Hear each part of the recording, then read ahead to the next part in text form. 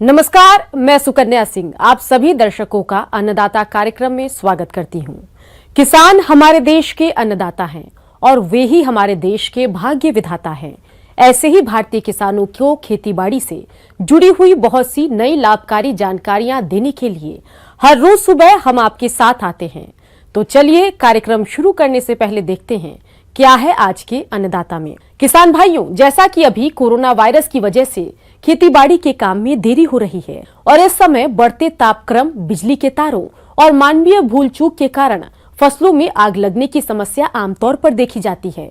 इसलिए किसानों को थोड़ी सावधानी बरतनी चाहिए, जिसके बारे में बता रहे हैं जिला कृषि अधिकारी डॉक्टर रणधीर भारद्वाज। देश का अन्नदाता परेशान है। खेतों में फसलें पक चुकी हैं, लेकिन वैश्विक महामारी कोरोना के कारण आज किसानों को फसल की कटाई के लिए जरूरी यंत्र और मजदूर उपलब्ध नहीं हो पा रहे। कई जगहों पर किसान स्वयं सोशल डिस्टेंस बनाते हुए फसलों की कटाई और गहाई के काम में लगे हैं। अक्सर इस समय तापमान बढ़ने लगता है और फसलें और अनाज सूखा होने के कारण थोड़ी सी चिंगारी में भी भयावह आग का रूप ले सकता है, जिससे किसानों की महीनों की मेहनत कुछ ही क्षणों में जलकर खाक हो जाती है। कृषि महकमे की बात करें तो इनके अनुसार हर साल सैकड़ों एकड़ की फसल आग की भेंट चढ़ जाती है। इसकी सबसे बड़ी वजह बिजली के खुले हुए तार हैं। ये जर्जर तार गर्मी और तेज हवा चलने पर टूट जाते हैं और इससे निकलने वाली चिंगारियों से फसल में आग लग जाती है।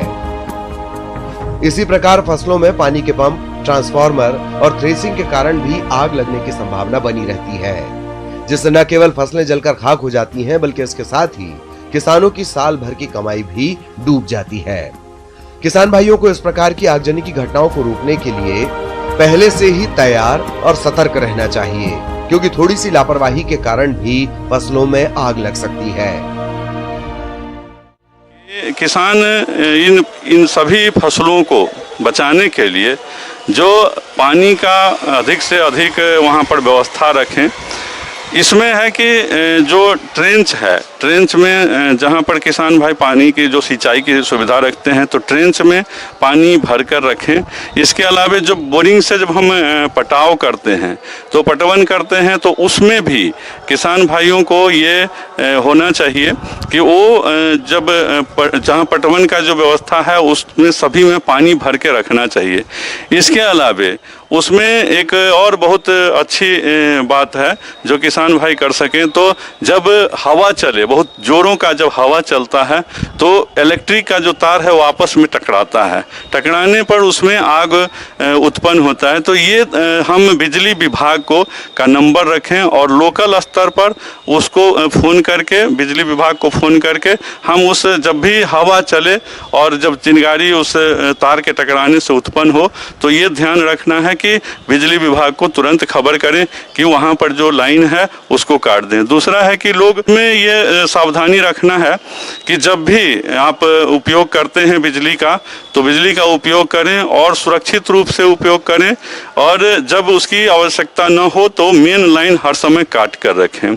एक और भी कारण है जो जैसे आजकल इलेक्ट्रिफिकेशन का, मैकेनाइजेशन का समय है और किसान भाई थ्रेसिंग करते हैं। थ्रेसिंग से थ्रेसर जब चलाते हैं तो उसमें से भी चिंगारी उत्पन्न होता है, तो उससे भी आग लगने की पूरी संभावना होती है।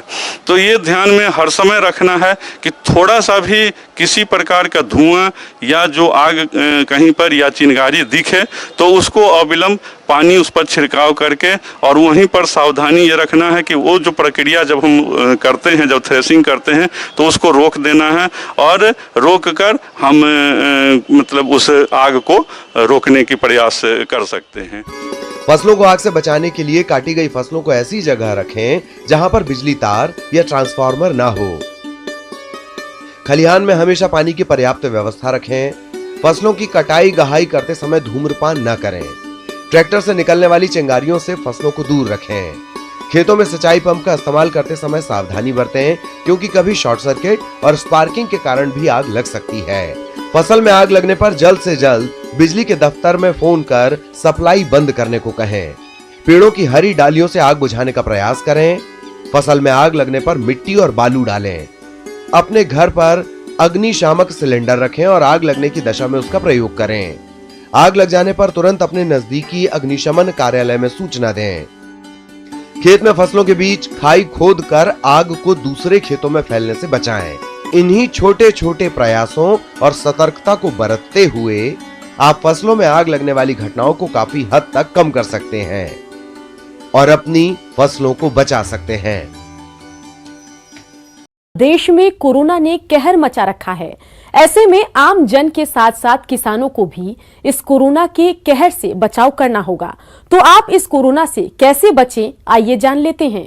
लॉकडाउन में अनाज भंडार के रूप में किसानों की मेहनत ही देश के काम आ रही है। फिर भी इस वक्त सबसे ज्यादा किसान ही परेशान है। पहले से चला आ रहा कृषि संकट लॉकडाउन के चलते गहरा हो गया है।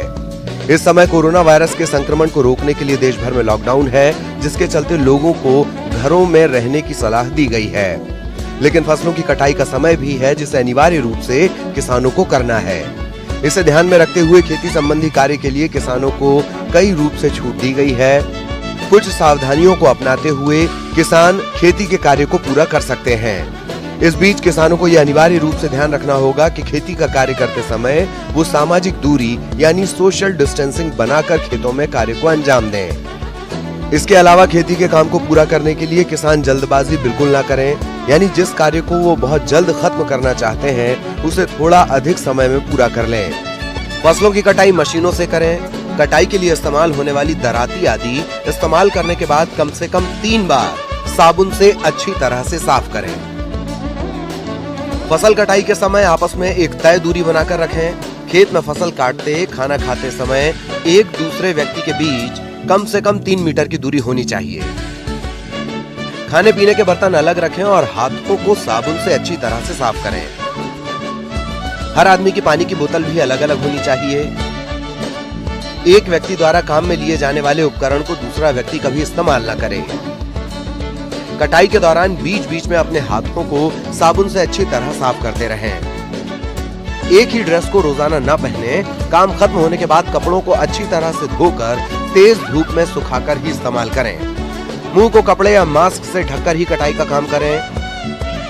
बुखार, खांसी या जुकाम वाले व्यक्ति से कटाई न करवाएं, उससे दूरी बनाकर रखें। खेत में ही पानी और साबुन का इंतजाम करें ताकि आप अपने हाथों और फसल कटाई करने वाले यंत्रों को समय समय पर साफ करते रहें। नियमित रूप से साबुन या अल्कोहल वाले हैंड सैनिटाइजर से हाथों को धोते रहें। खांसते और छींकते समय अपने नाक और मुंह को ढक कर रखें। अगर आप बीमार हैं तो खुद को परिवार के सभी लोगों से अलग कर लें और तुरंत डॉक्टर की सलाह लें। दूसरे लोगों से भी उचित दूरी बनाए रखें। काम होने पर घर पर रहें, सुरक्षित रहें। इन दिनों कद्दू वर्गीय फसलों में फूल और फल बन रहे हैं। इसी समय फसल में कई हानिकारक कीट और रोग पनपने लगते हैं। इन्हीं में से आज हम बात करेंगे नेमाटोड की, जो कि कद्दू वर्गीय फसलों को काफी हानि पहुंचाते हैं।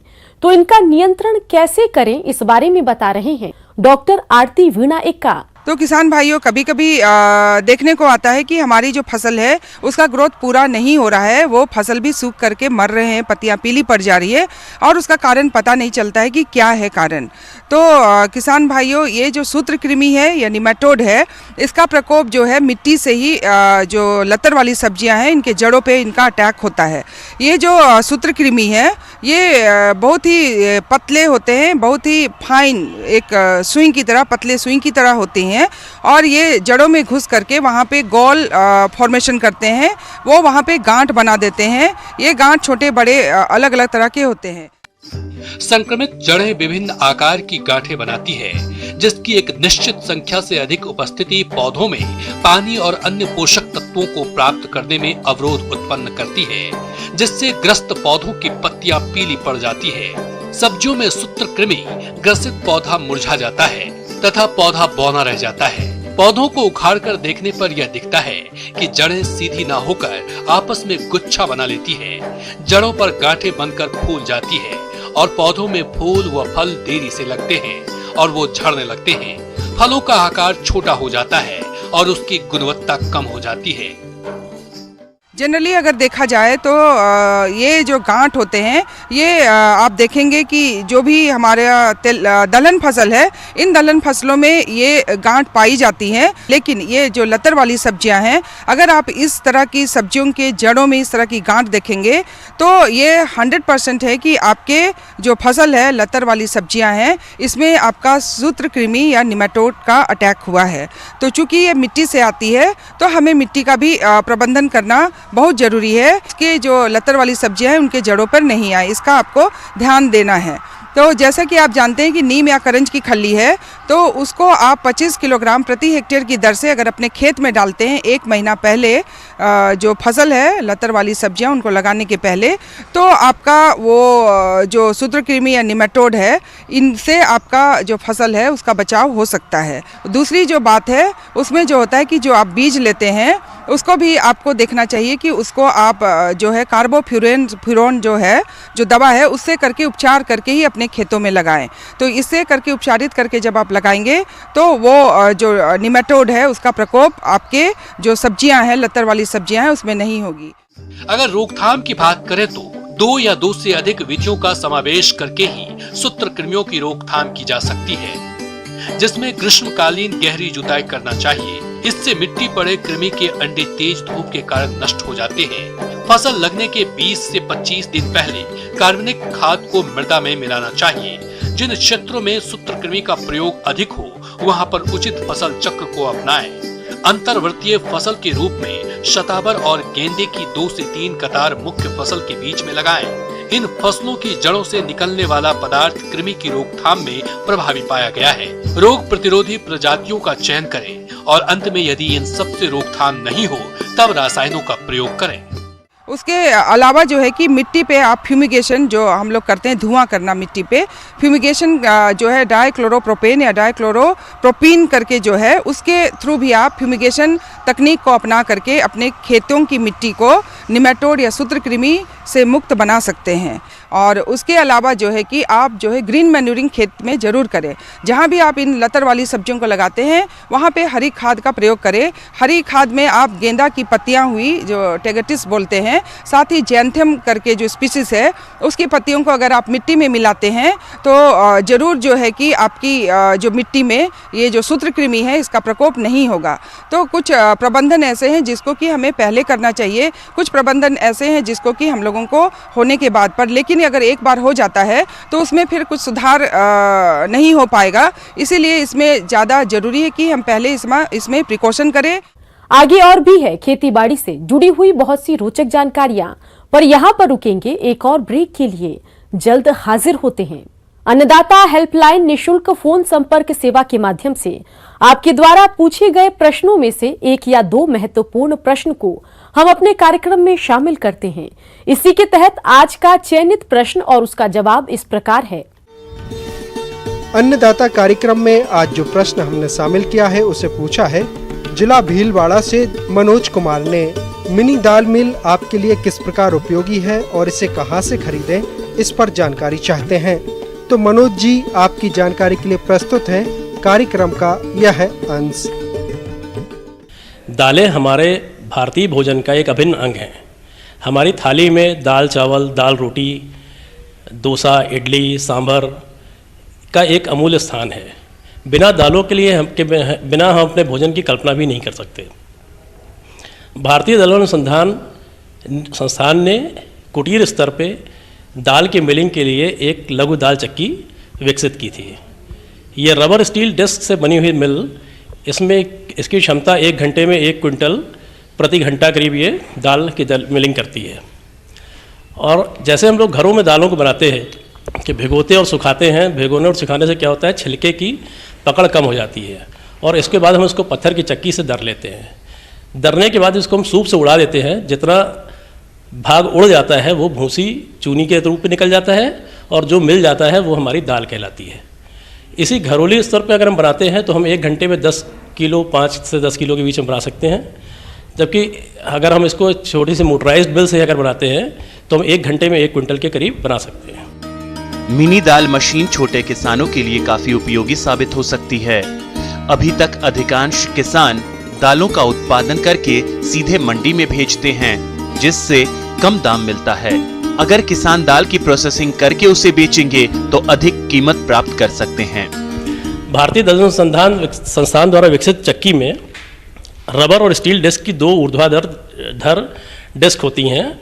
इनके बीच का गैप हम दालों के हिसाब से कम या ज़्यादा कर सकते हैं।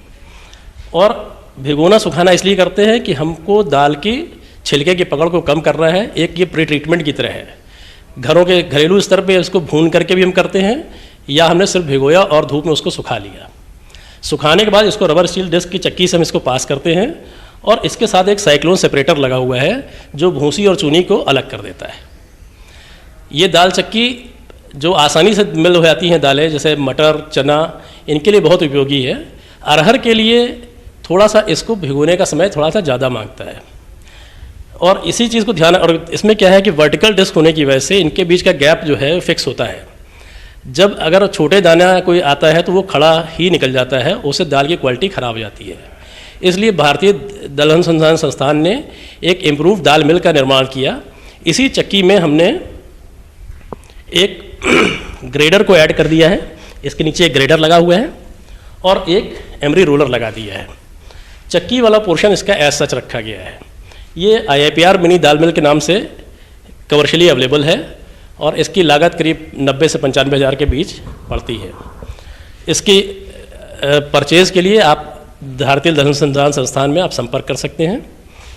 सबसे पहले ग्रेन को हम, जो कच्चा माल आता है उसको हम ग्रेड कर लेते हैं। ग्रेड करने से क्या होता है, हमको एक बराबर के दाने मिल जाते हैं और इन दानों को जब हम एमरी रोलर से पास करते हैं तो उसको पिटिंग कहते हैं। तो दानों पे एक खरोंच सी पड़ जाती है। तो हम जब खड़े दाने को, अरहर के खड़े दाने को हम रात भर भिगोते थे, 8 घंटे करीब भिगोते थे। पिटिंग के बाद हम दाने को सिर्फ 2 घंटे भिगोते हैं। भिगोने और सुखाने के उपरांत हम इसको रोलर से नहीं पास करते, क्योंकि जिन दानों का छिलका उतर गया है उनका घर्षण की वजह से पाउडरिंग बढ़ती है और हमारी मिलिंग रिकवरी कम हो जाती है। दूसरा पास हम लोग रबर और स्टील डिस्क की चक्की से करते हैं। इससे क्या है कि हमारा जो दो छिलका उतारने की प्रक्रिया और दाल को तोड़ने के 2 भाग में विभाजित करने की प्रक्रिया चक्की से हम लोग करते हैं। साइक्लोन की सहायता से ये अलग हो जाता है। हमारे ये जो मिनी दाल मिल है, ये इसका नया स्वरूप है। इसमें हमने रोलर के साइज़ को थोड़ा बढ़ाया है, ब्लोअर के साइज़ को भी बढ़ाया है और इसमें थोड़ा सा आवाज़ भी कम हुई है, शोर कम हुआ है इसका। ये 2 HP की सिंगल फेज मोटर से चलती है और एक बार में आपको भूसी चूनी अलग हो जाने की वजह से साफ दाल प्राप्त होती है। मसूर की दाल जो है उसमें कोई सी प्री ट्रीटमेंट की ज़रूरत नहीं होती है, उसको सीधे एमरी रोलर से हम निकाल सकते हैं। अरहर की दाल को क्लीनिंग ग्रेडिंग के बाद हमको पिटिंग करनी पड़ती है। पिटिंग के बाद हम उसको वाटर सोकिंग या भिगोना कहते हैं। भिगोने के बाद उसको हम ड्राई कर लेते हैं और ड्राई करने के उपरांत हम उसको रबर स्टील चक्की से पास कर लेते हैं। चना और मटर जिसका छिलका आसानी से उतर जाता है, उसके लिए हम लोग सिर्फ चक्की का प्रयोग करते हैं। उड़द और मूंग की अगर छिलका चढ़ी हमको दाल चाहिए तो हम चक्की से ही उसको दाल बना सकते हैं। और अगर हमको छिलका उतारना है तो हमको रोलर का प्रयोग कर सकते हैं और दाल को तोड़ने के लिए, विभाजित करने के लिए हम रबर स्टील डिस्क का प्रयोग करते हैं। मसूर का छिलका आसानी से उतर जाता है और उसको सिंगल पास में हम एमरी रोलर के ऊपर से जब पास करते हैं तो उसकी दाल बन जाती है। मलका मसूर प्राप्त करने के लिए ये एक आसान तरीका है। और उड़द मूंग को अगर हमको धुली हुई मूंग बनानी है या उड़द बनानी है तो उसके लिए पहले हम रोलर से उसको पास करके उसका छिलका उतारते हैं और तोड़ने के लिए हम रबर स्टील डिस्क चक्की का प्रयोग करते हैं। इस मशीन को बिजली और ट्रैक्टर द्वारा आसानी से चलाया जा सकता है। इसमें से उत्तम दाल आप होलसेल मार्केट में आसानी से बेच सकते हैं और अधिक से अधिक लाभ प्राप्त कर सकते हैं। इस मशीन की उपलब्धता एक कमर्शियली यहाँ पे कानपुर में ही बनाई जा रही है और इस मशीन के परचेज के लिए आप यहाँ संपर्क कर सकते हैं। आइए अब एक नजर डालते हैं राज्य के कुछ चुनी हुई मंडियों के प्रमुख फसलों के बाजार भाव पर।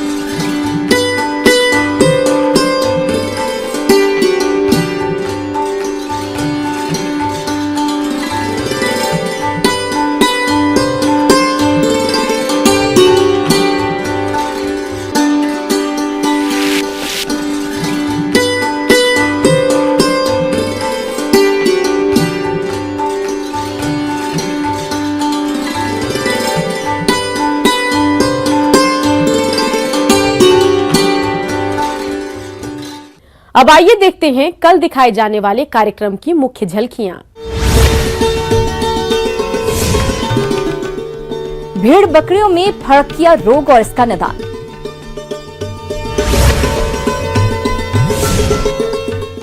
गेहूं की करें रिपर कंबाइनर मशीन से कम समय में कटाई।